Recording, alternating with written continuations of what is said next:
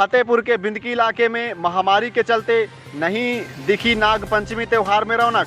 बताते चलें, इस त्योहार में काफ़ी उत्साह रहता था और बच्चे झूला झूलते थे और एक दूसरे के घर आते जाते थे। लेकिन कोरोना महामारी के चलते बच्चे घर से निकल ही नहीं रहे हैं और ना ही कोई मंदिरों में नागों को दूध पिलाने भी जा रहा है। इस त्योहार में गुड़िया पीटने की रस्म है, लेकिन महामारी के चलते नदारद देखे गए बच्चे। श्रावण मास की पंचमी नाग पंचमी का त्यौहार जिले में हर्षोल्लास के साथ मनाया जा रहा है। ग्रामीण क्षेत्रों में इस त्यौहार को गुड़िया पर्व के नाम से भी जाना जाता है। त्यौहार को लेकर बच्चों में खास उत्साह देखने को मिला। कपड़े से बनी हुई गुड़िया को बच्चों द्वारा डंडों से पीटा गया। इसके साथ ही कई गांव में बच्चों की कुश्ती का आयोजन भी किया गया। विजेता बच्चों को पुरस्कृत भी किया गया। देवमई विकासखंड के पधारा गांव में बच्चों की कुश्ती आयोजित हुई। विजेता बच्चों को पुरस्कृत भी किया गया। ढोल नगाड़ों की गूंज ने बच्चों का उत्साह बढ़ा दिया। गांव में बच्चों की दर्जनों कुश्तियां हुई। दांव पेंच देखने को लोगों की भीड़ भी जमा रही। दूसरी ओर अमौली विकासखंड के चांदपुर गांव के धीर गीज बाबा की चौखट पर कुश्ती हुई। बच्चों में खासा उत्साह रहा। बच्चों ने कपड़ों से बनी गुड़िया पीटी। चौराहा में कोरोना संक्रमित लोगों की संख्या लगातार बढ़ने से कस्बा में दहशत का माहौल है। चौराहा के एक प्रतिष्ठित होटल मालिक के कोरोना संक्रमित होने से कस्बा का माहौल खराब हुआ है। सीएचसी में गुरुवार को भी कोरोना का 15 लोगों का टेस्ट किया गया, जिसमें कस्बा के तिवारीपुर का युवक संक्रमित मिलने से हड़कंप मच गया है। बताते हैं कि सभी तीनों संक्रमित व्यक्तियों का एक साथ बैठना उठना है। गैस डिलीवरी मैन को मिलाकर अब तक कस्बे में 3 लोग संक्रमित हो चुके हैं। चौराहे का किया गया सैनिटाइजर। संक्रमण के खतरे को देखते हुए आज हुसैनगंज चौराहा को सैनिटाइज किया गया।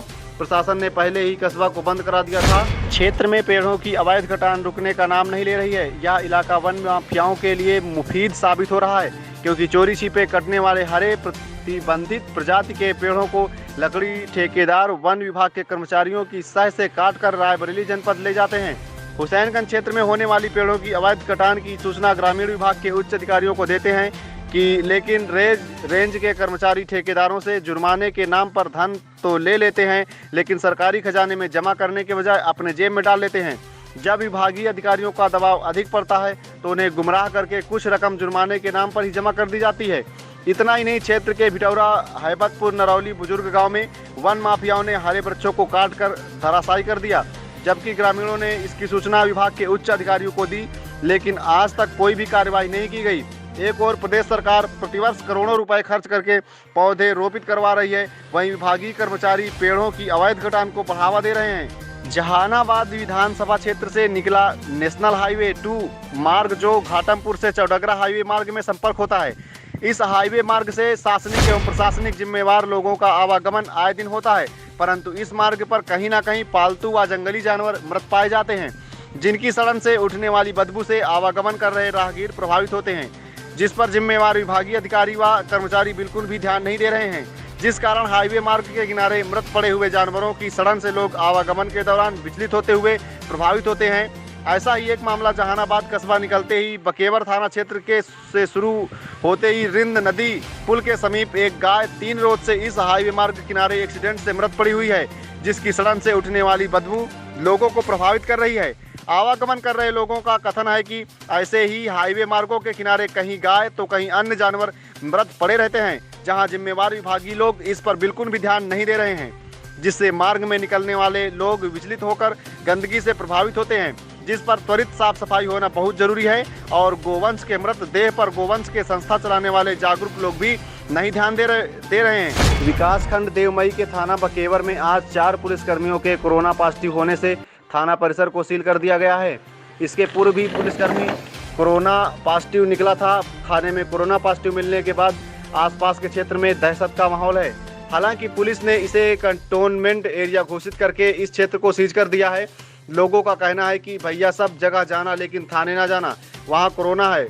छोटे मोटे मामले गांव घर में ही सुलझा लेना। मालूम हो कि पिछले 1 महीने से कस्बे में कोरोना संक्रमित मिलने से जहां लोगों में दहशत है, वहीं लोगों में यह गुस्सा भी है कि संक्रमित होने के बावजूद कस्बा बकेवर में दवाइयों का छिड़काव नहीं किया गया, जिससे अब गांव में संक्रामक बीमारियों के फैलने का भी खतरा बढ़ गया है। शासन के निर्देशों के बावजूद ग्राम में रिहायशी इलाकों में घूर के ढेर और कूड़े नालियां बजबजा रही हैं। संचारी रोगों को देखते हुए सफाई की व्यवस्था नहीं की गई है। ग्रामीणों ने बढ़ रहे कोरोना संक्रमण के संचारी रोगों के फैलने की आशंका को लेकर गांव को सैनिटाइज कराने और सफाई कराने की मांग की है। सर्व वैश्य समाज के जिलाध्यक्ष राम प्रकाश गुप्ता एवं महामंत्री अमित शिवहरे के नेतृत्व में भाजपा के जिलाध्यक्ष आशीष मिश्रा का माल्यार्पण कर भव्य स्वागत किया गया। इस दौरान सर्व वैश्य समाज के अन्य व्यापारी भी मौजूद रहे। जिलाध्यक्ष राम प्रकाश गुप्ता ने कहा कि भाजपा के जिलाध्यक्ष आशीष मिश्रा द्वारा जिस तरीके से व्यापारियों की हित की लड़ाई लड़ी गई और 5 दिन दुकानें खुलवाई गई, जिससे गदगद सर्व वैश्य समाज के बैनर तले व्यापारियों ने भाजपा जिलाध्यक्ष का स्वागत किया है और कहा कि जिस तरीके से भाजपा के जिलाध्यक्ष व्यापारियों की आवाज़ उठाकर जनपद में एक नया इतिहास बनाया है, आने वाले समय में व्यापारी भाजपा जिलाध्यक्ष के साथ कंधे से कंधा मिलाकर खड़ा दिखाई देगा। फतेहपुर जनपद में कहीं फिर से संपूर्ण लॉकडाउन की ओर तो नहीं बढ़ रहा। लापरवाही बेपरवाह भरी जिंदगी यदि इसी तरह जारी रही तो संपूर्ण लॉकडाउन हो भी सकता है। कोरोना वायरस के बढ़ते प्रभाव और इस प्रभाव में आने वाले लोगों की संख्या में लगातार हो रहे इजाफे को लेकर जिला प्रशासन को चिंता में डाल रखा है। फतेहपुर शहर ही नहीं बल्कि कस्बे और ग्रामीण इलाकों में कोरोना वायरस महामारी जिस तरह से पैर पसार रही है, उसे लेकर अब यहाँ के लोगों को इस महामारी को लेकर होशियार हो जाना चाहिए, वरना जनपद के लोगों को अंजाम भुगतना ही होगा। जिला प्रशासन द्वारा जारी गाइडलाइंस का हर हाल में पालन करना होगा। सोशल डिस्टेंस बनाना है, जरूरी होने पर ही घर से बाहर निकलें, वो भी मुंह ढककर।